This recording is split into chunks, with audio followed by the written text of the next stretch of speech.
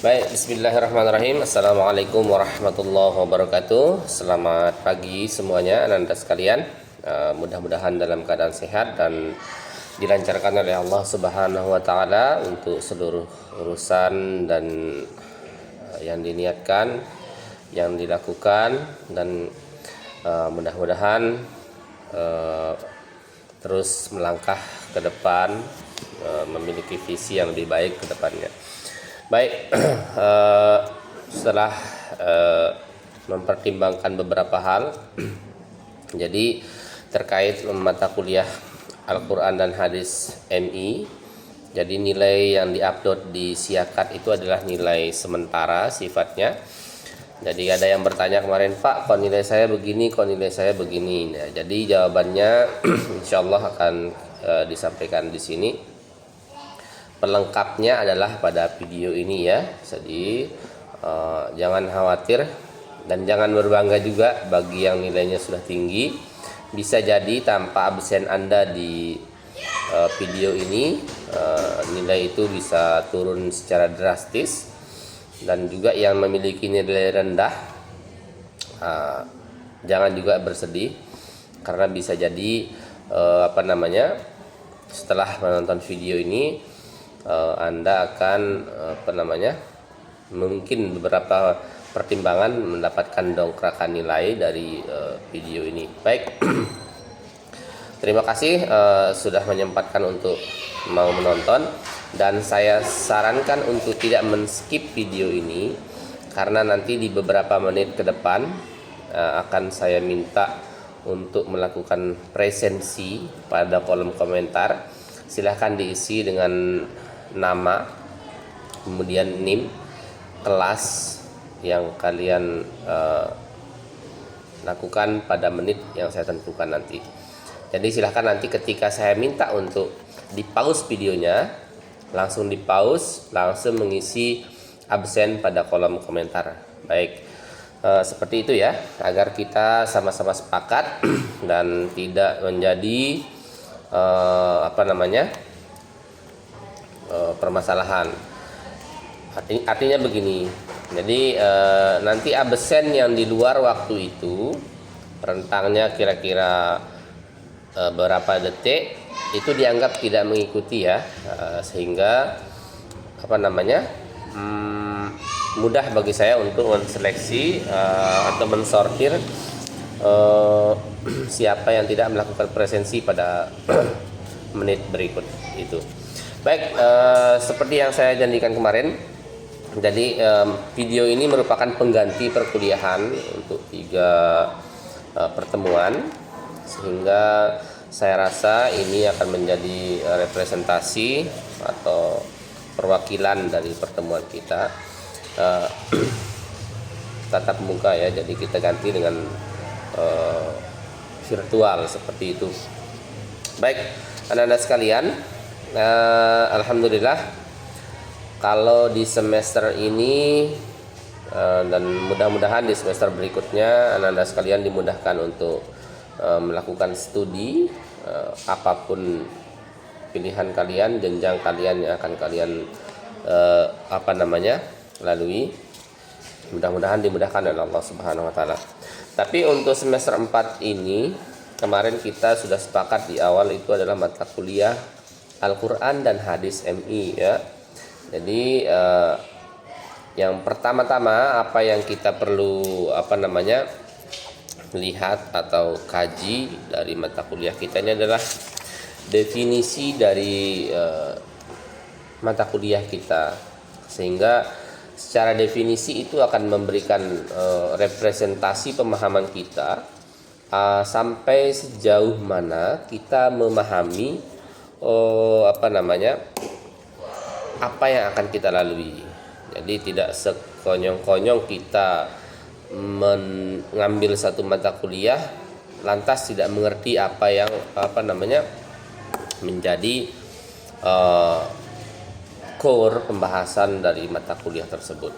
Nah, pada mata kuliah Al-Quran dan Hadis itu ada 2 sub pokok bahasan yang luar biasa luas sebenarnya. tapi ini merupakan satu kebijakan yang mau tidak mau kita harus ikuti seperti itu. Nah, yang pertama itu adalah definisi dari Al-Quran dan hadis. Jadi secara universal, secara umum itu Al-Quran adalah seperti yang kita ketahui merupakan wahyu yang diturunkan oleh Allah Subhanahu wa taala kepada Nabi Muhammad sallallahu alaihi wasallam, yang tentu dengan perantara malaikat Jibril. Ini adalah definisi letter legs dari pengertian Al-Quran, sehingga kalau kita terjemahkan secara harfiah, secara istilah, ya Al-Quran itu adalah wahyu dari Allah Subhanahu wa taala yang diturunkan kepada Nabi Muhammad sallallahu alaihi wasallam melalui perantara malaikat Jibril dalam rentang waktu sekian, ya, itu bisa dibaca di seluruh literatur yang ada yang masih berkaitan dengan Al-Quran. Tapi apa yang perlu kita ambil dari Al-Quran sebagai sebuah pedoman hidup, ya. Jadi Al-Quran itu istilahnya bisa diambil oleh orang dari beberapa sisi sudut pandang. Yang pertama, Al-Quran sebagai pedoman hidup. Al-Quran sebagai pedoman hidup ini adalah Al-Quran menjadi barometer dalam kehidupan seseorang atau setiap muslim dalam segala aktivitasnya. Jadi tidak terbatas pada membaca saja, tidak terbatas pada memahami saja. Jadi seluruh aspek kehidupan itu masuk ke dalam ranah Al-Quran atau dilambari oleh nilai-nilai Al-Quran.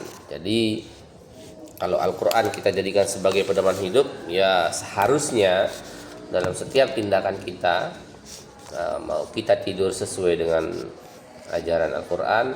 Nah, ini yang perlu dipahami. Apakah di dalam Al-Quran itu ada ajaran tentang doa sebelum tidur, Pak? Ya, jadi Al-Quran mengajarkan kita untuk cerdas.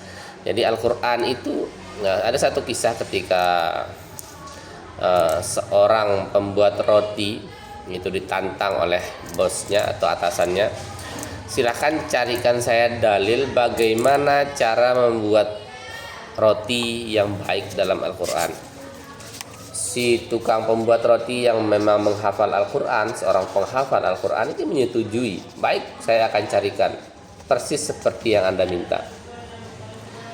Singkat cerita, di hari di mana dia dipinta untuk menunjukkan ayat tentang cara pembuatan roti, si pembuat roti ini mendatangkan seorang ahli pembuat roti terbaik di kotanya. Lalu dia menanyakan bagaimana cara membuat adonan terbaik dari satu resep roti yang fenomenal, yang terkenal, yang sedap, nikmat untuk dikonsumsi oleh orang lain. Dan si ahli roti ini menjelaskan dengan gamblang. Jadi mulai dari mencampur adonan, seterusnya sampai dengan produk jadi sebuah roti yang begitu nikmat untuk dikonsumsi oleh orang. Tapi ternyata si bos ini tidak puas. Saya meminta kamu untuk mencari dalil tentang cara pembuatan roti. Tapi apa yang dikatakan oleh si pembuat roti? Justru itu yang diajarkan oleh Al-Quran. Bertanyalah kepada ahlinya. Nah, jadi saya berdasarkan perintah Al-Quran bertanya kepada ahli pembuat roti untuk membuat roti itu seperti apa dan bagaimana. Nah, dari cerita tadi, singkat tadi, artinya apa? Tidak serta-merta perintah itu bisa kita ambil berdasarkan perintah tekstual atau perintah secara teks yang tertulis, karena memang kita cenderungnya dalam kehidupan masyarakat kita yang awam. Jadi untuk melakukan satu hal itu bertanya mana dalilnya, mana hadisnya, mana perintahnya, dan seterusnya. Sehingga ini menjadi tugas yang luar biasa sebenarnya ya, untuk kita bagaimana mengamalkan nilai-nilai Al-Quran dalam kehidupan sehari-hari itu sungguh sesuatu yang kompleks seperti itu. Nah, itu tentang Al-Quran sebagai pedoman hidup ya. Jadi Al-Quran juga ada yang menjadikan dia sebagai sebuah aturan, bisa-bisa saja seperti itu. Nah, kembali ke pokok kajian dari mata kuliah kita, saya akan ringkas secara singkat di sini biar teman-teman punya gambaran. Mulai dari yang pertama itu adalah definisi dan penjelasan tentang pertumbuhan dan perkembangan Al-Quran. Jadi ulumul Quran itu adalah ilmu yang membahas tentang Al-Quran. Tetapi Al-Quran itu sendiri memiliki atau telah melalui beberapa babak waktu, proses yang sudah dilewati luar biasa. Dari Al-Quran yang tidak memiliki harokat atau baris secara penulisan, bahkan Al-Quran yang hanya dari hafalan sampai tertuang dalam teks atau tulisan Al-Quran, itu melalui perjalanan yang luar biasa sehingga ilmu tentang pertumbuhan dan perkembangan Al-Quran itu luar biasa kompleks. Jadi awal mula Al-Quran diturunkan seperti yang kita ketahui bersama, bukan seperti koran yang kita terima setiap pagi di tempat kerja atau di rumah kita, tapi ya sebagai suara yang sampai kepada Nabi Muhammad. Ayat pertama itu turun, Iqra, bacalah. Nabi Muhammad yang menurut orang dikatakan tidak bisa membaca atau di dalam istilahnya disebut ummi. Ini ada terus pembahasan sendiri yang harus dibahas dan lebih dalam ya, perlu klarifikasi panjang. Nabi Muhammad mengatakan saya tidak bisa membaca. Artinya apa? Bahwa yang diucapkan oleh Jibril itu bukan kosakata Arab pada waktu itu yang lumrah. Jadi istilah Iqra dalam bacaan yang disampaikan oleh Jibril kepada Nabi Muhammad dalam wahyu pertama itu tidak pernah terdengarkan sebelumnya. Jadi jika orang Arab atau Quraisy pada zaman Nabi Muhammad dilahirkan itu adalah orang-orang yang pandai sekali merangkai kata-kata. Jadi strata sosial bangsa Arab, orang Quraisy pada waktu itu ditentukan berdasarkan kemampuan dia untuk membuat satu karya. Jadi ketika karya mereka sudah ditampilkan di dinding Ka'bah, itu menjadi satu kehormatan yang luar biasa bagi mereka. Nah, di sini kita bisa mengambil satu nilai positif dari kebiasaan orang Arab ya, Arab Quraisy di zaman Rasulullah SAW dilahirkan. Mereka begitu mencintai yang namanya sastra. Ya, tapi di luar dari itu mereka juga tidak dibarengi dengan nilai-nilai dalam kehidupan. Tapi semangat sastranya patut untuk kita contoh, atau nilai literasinya ya. Nah itu kembali ke awal tentang ilmu Al-Quran ini begitu kompleks dan begitu panjang perjalanannya sampai hari ini. Al-Quran itu mendapatkan tantangan yang begitu luar biasa. Jika pada awal-awal turunnya Al-Quran dituliskan oleh sahabat atau dihafalkan oleh Nabi dan sahabat, itu tantangannya adalah salah satu di awal ketika Rasulullah sudah meninggal adalah bahkan sebelum Rasulullah meninggal dunia. Jadi Rasulullah yang notabene-nya adalah pembawa ajaran Islam, melihat para sahabat memiliki kebiasaan menulis apa yang dituliskan, apa yang disampaikan oleh Rasulullah, bahkan tercampur antara hadis dan dalil, maka pada satu ketika Rasulullah meminta untuk para sahabat tidak lagi menulis hadis selain Al-Quran. Hadis-hadis atau yang keluar dari Nabi tidak disarankan untuk ditulis, tapi cukup dihafalkan. Tetapi juga Rasulullah di satu sisi memerintahkan untuk hanya menulis yang berupa firman atau wahyu. Ini untuk menertibkan ya di awal perkembangannya.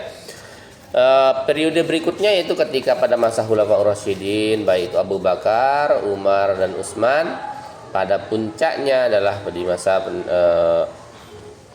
awal-awalnya ya, awal-awal idenya sudah ada muncul sejak zaman Abu Bakar untuk bagaimana menuliskan Al-Qur'an dalam satu kitab, satu buku, sehingga memudahkan, sampai akhirnya puncaknya terjadi pada zaman Utsman radhiyallahu anha. Jadi terkenal dengan Rasmul Utsmani. Jadi kitab Al-Qur'an yang kita baca pada hari ini yang berbentuk tulisan buku itu adalah hasil dari ijtihad para sahabat, terutama Khulafaur Rasyidin, untuk menuliskan Al-Qur'an di dalam tulisan. Tapi pada periode awal kalau kita lihat naskahnya tidak seperti hari ini juga. Jadi perkembangan ulumul Quran itu begitu kompleks dari awal sampai akhir. Baik, jadi seperti yang saya sampaikan tadi, bahwa Rasulullah Shallallahu Alaihi Wasallam pun sudah memberikan wanti-wanti pembedaan mana yang namanya Al-Quran, mana yang nanti disebut dengan hadis qudsi, dan juga nanti hadis nabawi atau hadis yang disampaikan berdasarkan atau dari Nabi Shallallahu Alaihi Wasallam. Ya, jadi kita harus ingat kembali ulumul Quran, bahwa fungsi hadis terhadap Al-Quran itu adalah untuk menjelaskan dalil-dalil atau nas yang sifatnya universal, yang kemudian lebih rinci ke dalam hadis oleh Rasulullah Sallallahu Alaihi Wasallam.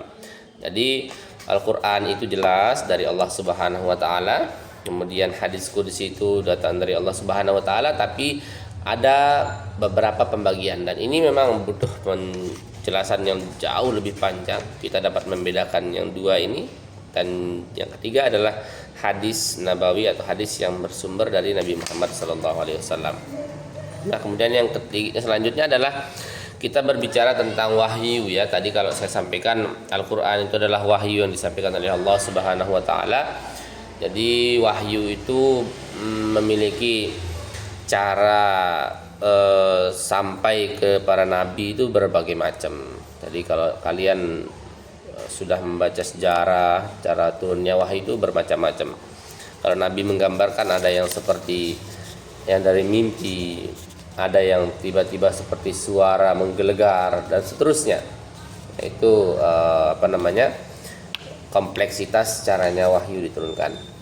Selanjutnya ini adalah membahas tentang ayat Makkiyah dan Madaniyah. Membahas ayat Makkiyah dan Madaniyah ini, jadi kita dapat membedakan ayat-ayat yang diturunkan di Makkah dan di Madinah, kemudian diklasifikasikan oleh para sahabat bahwa ayat-ayat yang turun di Makkah lebih condong, lebih dominan kepada ayat-ayat yang membahas tentang akidah, karena memang kondisi masyarakat Mekah di awal Islam itu luar biasa pelik ya, artinya luar biasa berhadapan dengan atau bersinggungan dengan akidah, sehingga tidak bisa dielakkan bahwa yang harus diperbaiki awal itu adalah akidah. Sedangkan ayat-ayat yang turun di Madinah itu sudah membahas masalah muamalah, masalah hukum dan seterusnya. Jadi yang sudah kompleks dengan atau sudah relate dengan kehidupan sosial masyarakat. Yang selanjutnya adalah pembahasan tentang asbabun nuzul. Ini menarik kalau kita bahas. Jadi Al-Quran kenapa tidak diturunkan secara gamblang 114 surat dan sekian ribu ayat itu secara sekaligus? Nah, di sini jawabannya ketika kita berbicara tentang ilmu asbabun nuzul. Jadi ilmu asbabun nuzul itu membahas tentang bagaimana ayat Al-Quran itu diturunkan. Tentu tidak ada yang secara tiba-tiba. Kadang ada yang pertanyaan dari sahabat, kadang ada yang memang kan berdasarkan peristiwa, dan juga ada yang memang tiba-tiba turun secara sendirinya tanpa perlu ada pertanyaan dan seterusnya.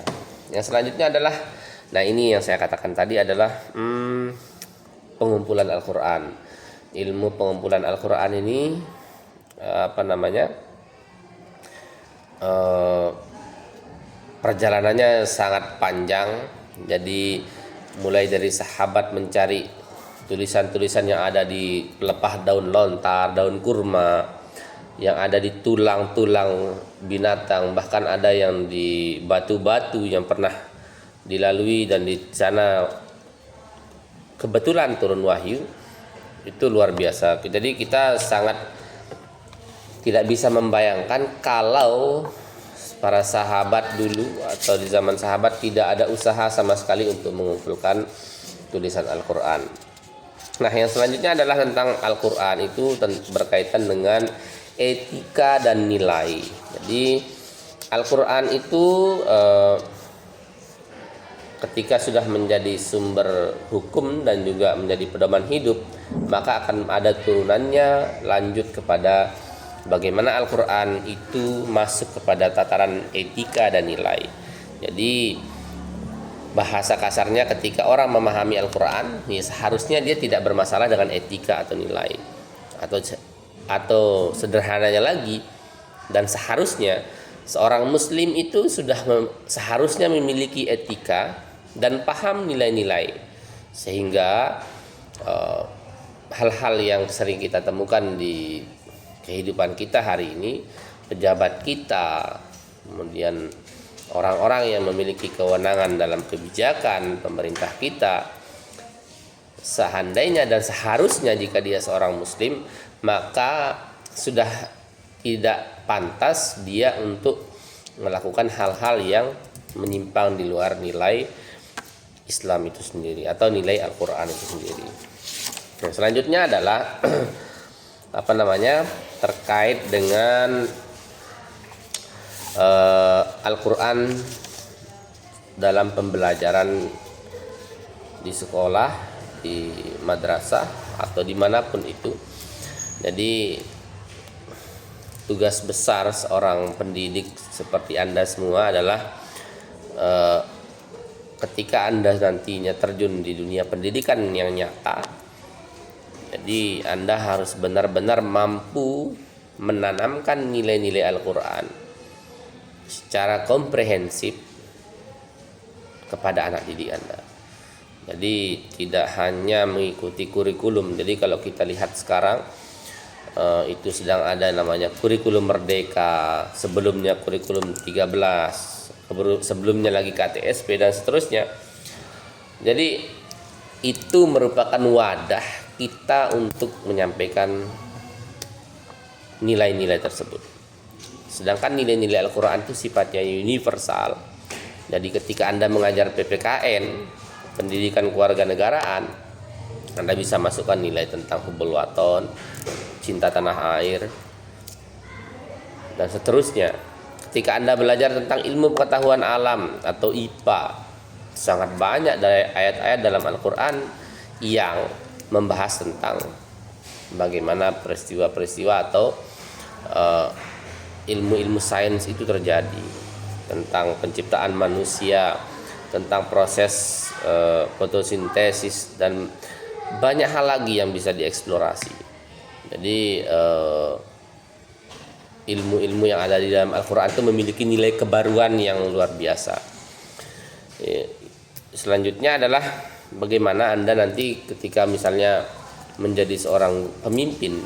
Nah, ini penting ya.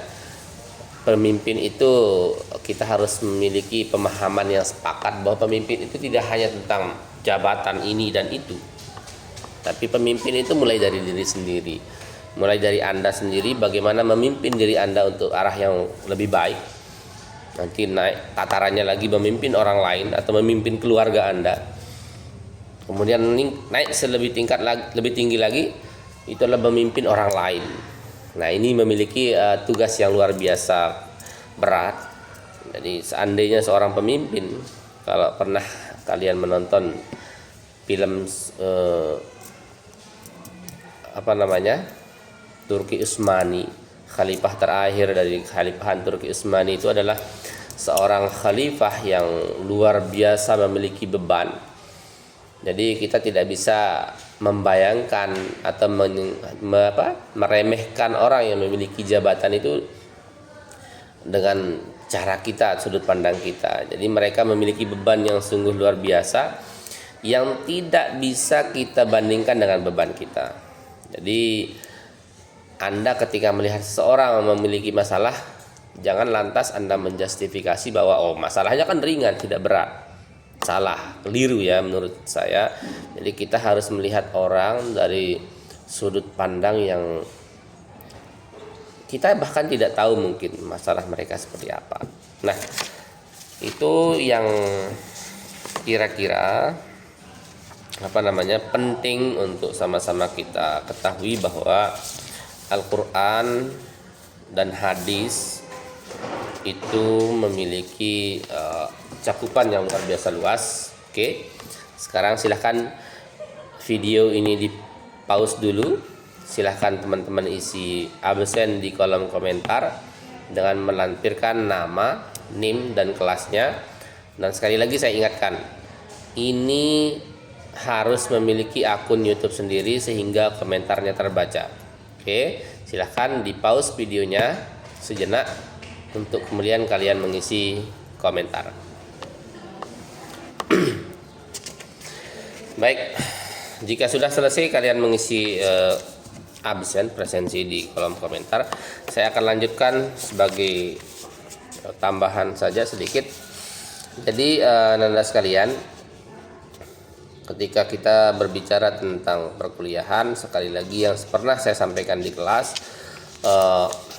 mohon kalian manfaatkan semaksimal mungkin, seefisien mungkin, dan sebijaksana mungkin relasi kalian dengan saya sebagai dosen kalian, dengan siapapun itu yang pernah mengajarkan kalian. Jangan berpikir tentang saya kuliah selesai sudah dapat nilai. Jadi Anda terlalu sempit otaknya ketika mengatakan bahwa Anda kuliah di kelas atau dimanapun itu dapat nilai dari dosen selesai. Tidak. Jadi mohon sekali lagi, Anda jangan pernah atau budayakan berpikir seperti itu. Maksimalkan pertemuan Anda dengan saya ini. Ini kan momen Anda bertemu dengan saya ini di semester 4. Yang ini harus Anda jadikan sebagai fondasi awal berkomunikasi dengan saya. Jadi tidak sebatas di kelas. Oke, kalau di kelas saya secara formal mengajarkan Anda tentang materi dan seterusnya, tapi di luar kelas itu adalah hubungan emosional saya dengan Anda yang harus terjalin terus. Jadi tidak mungkin saya membatasi diri saya dengan kalian hanya sebatas ruang kelas, mahasiswa, dan dosen.